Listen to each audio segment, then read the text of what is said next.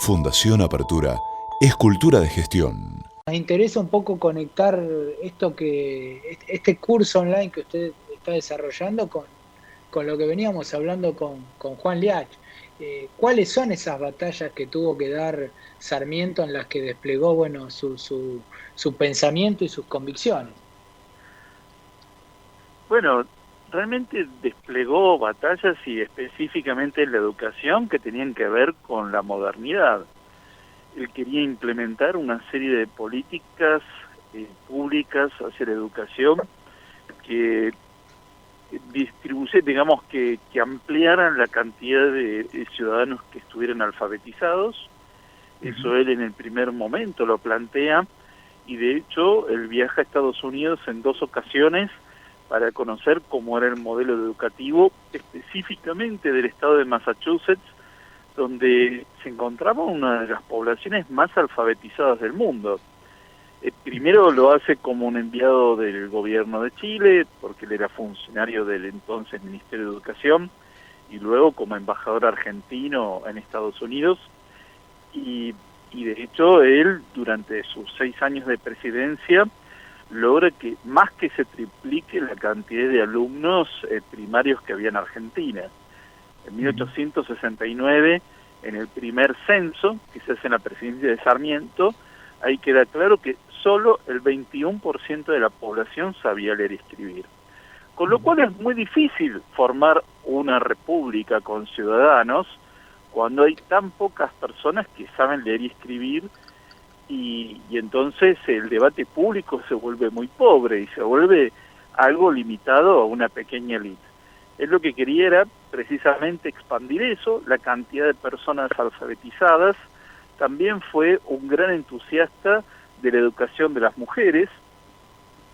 Él ya antes de ser presidente, en su etapa de educador, se había preocupado especialmente por la alfabetización de las mujeres, y por otro lado un carácter laico a la educación estatal, sobre todo la educación que tenía que ver con la instrucción primaria a nivel federal. De modo que, bueno, él dio varias batallas en ese sentido, y creo que fue uno de los pocos hombres públicos que hemos tenido que se han preocupado realmente por la cuestión educativa a lo largo de toda su carrera política. Y también un poco para continuar indagando sobre la historia de ese modelo educativo y también de ese país a principios del siglo pasado, que era potencia, que era referencia en cuanto a crecimiento, en cuanto a desarrollo. eh, ¿Qué nos fue pasando para llegar a la situación en la que estamos hoy, donde la educación parece que no es prioridad de los gobiernos, no es, parece no ser prioridad tampoco de la sociedad y de las demandas sociales? Eh, ¿Qué fue lo que fuimos dejando de lado, lo que podemos rescatar también de esa época, más allá de lo que usted comenta del proyecto educativo alfabetizador de Sarmiento? Creo que uno de los grandes problemas es que, más allá de que esté en la agenda política, como bien señalabas, no está en la preocupación general. Ujú. Es decir, la educación ha pasado a ser un ámbito de contención, que es válido en muchos casos y realmente es comprensible, pero se ha convertido en eso y en algo que otorga títulos habilitantes, pero no hay conocimiento, no hay desarrollo de habilidades, no hay un interés de aprender a aprender, ¿no? Que es una de las habilidades que hoy estamos necesitando, y que se va a intensificar mucho más en las próximas décadas. Yo creo que lo que estamos viviendo hoy con la pandemia nos está llevando a un enorme retroceso educativo que no tenemos idea de la magnitud que va a tener, Ujú. porque lo que se estima es que cuando un niño se toma las vacaciones de verano, Ujú. pierde entre un 30 y un 50% del conocimiento adquirido el año anterior. Y nosotros empezamos la cuarentena a la semana de haber comenzado las clases, con lo cual ahí hay una brecha enorme más allá de la brecha tecnológica que hay, que muchos niños no pueden acceder hoy por falta de tecnología, por falta de medios, por despreocupación del entorno muchas veces, porque pueden tener toda la tecnología, pero quizás el entorno familiar no los acompañe o no puede hacerlo. Bueno, yo creo que esas son todas cuestiones que tienen que ver con esa falta de interés de la sociedad que hay por la educación, más allá de que muchas veces en las encuestas digan, no, a mí me preocupa la educación, pero en la práctica no se ve eso.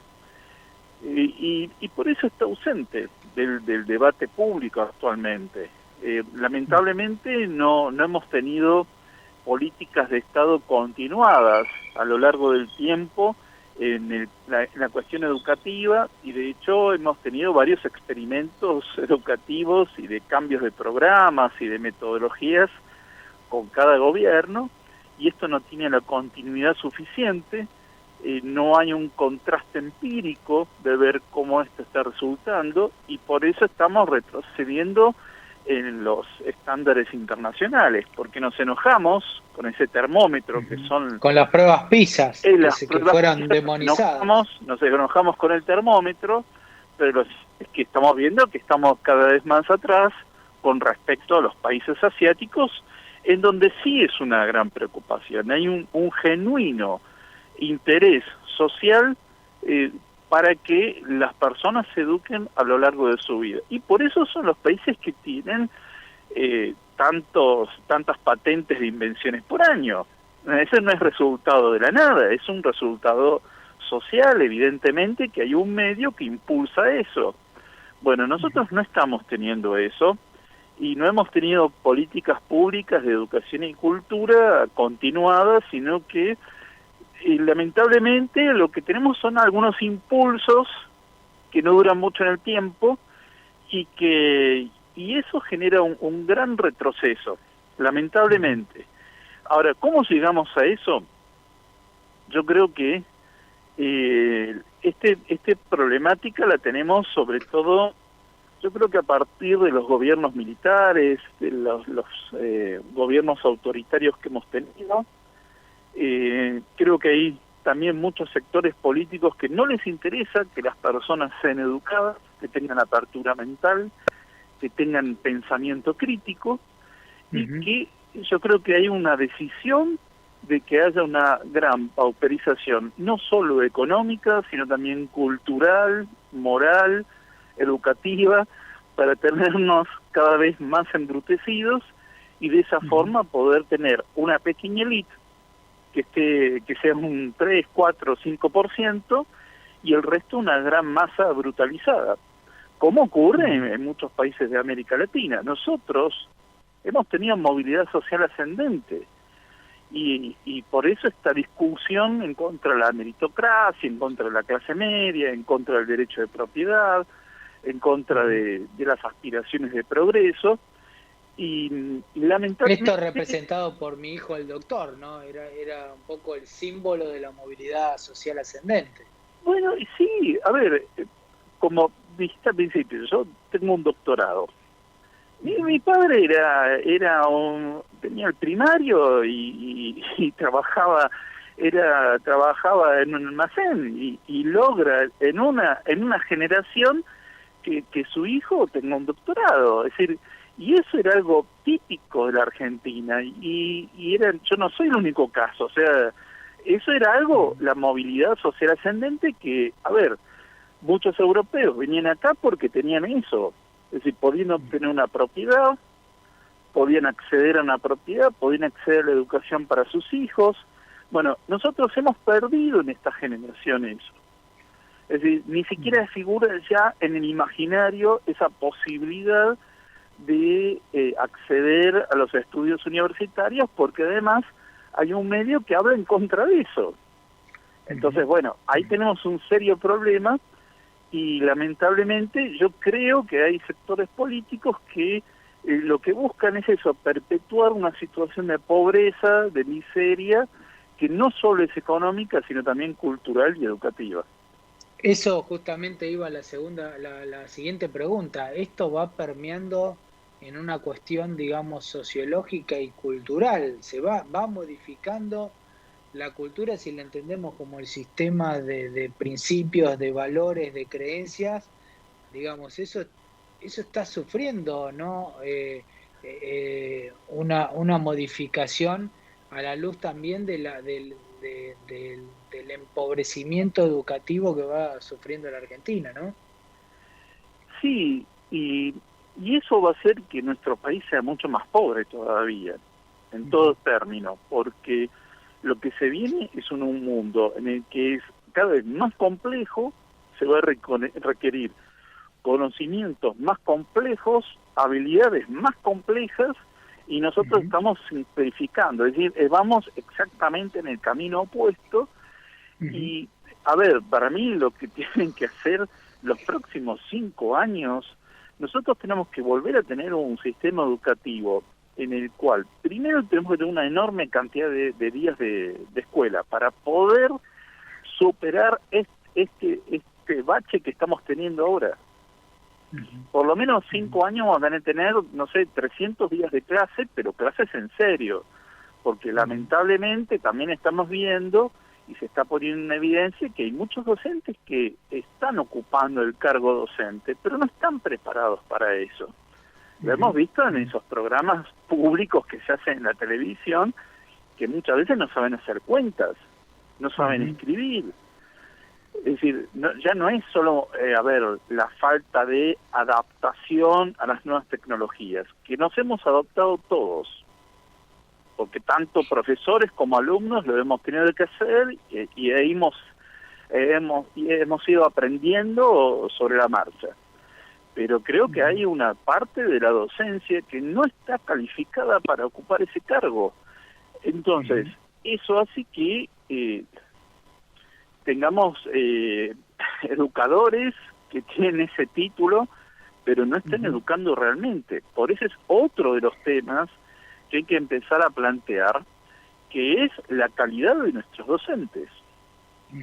Y doctor, una última pregunta para ya ir cerrando la entrevista, y no por ello simple la respuesta o rápida, pero el modelo educativo que nosotros tenemos actualmente, donde un aula de 30, 40, 20, 50, la cantidad de alumnos que sea, y un profesor o docente o maestro en un modelo que tiene una digamos, un diseño específico. Ese modelo está también en discusión, está en crisis ese modelo educativo de alumnos sentados y docentes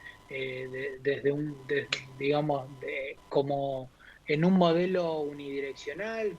Como síntesis, ¿qué podemos charlar al respecto? Sí, ha habido muchas críticas a ese modelo y sobre todo ha habido mucha crítica a lo recibido del modelo decimonónico, ¿no? De Sarmiento y demás. Y yo creo que lo que más ha criticado es lo mejor que tenía, por ejemplo. Es decir, el tema de la memoria, la memorización. Ahora no se memoriza nada. Llegan al secundario sin saber las tablas de multiplicar, y tienen que recurrir inmediatamente al celular y hacer el cálculo de 8 por 8, porque de otra forma no se puede. Bueno, a ver, hay cosas que obviamente todo el tiempo hay que reformar de los planes de estudio, pero no podemos abandonar prácticas que tienen que ver con la gimnasia mental, como es la memorización, como es hacer cuentas, bueno. Pero lamentablemente yo lo que veo es que justamente cuando se hacen reformas buscan prácticamente empeorar el sistema. Claramente que vamos a tener que ir a un esquema en el cual haya una convivencia con lo tecnológico, y está muy bien que se haga eso, porque no podemos pretender que no se use el celular. Yo creo que hay que convertirse en un aliado del celular en la clase. Claro.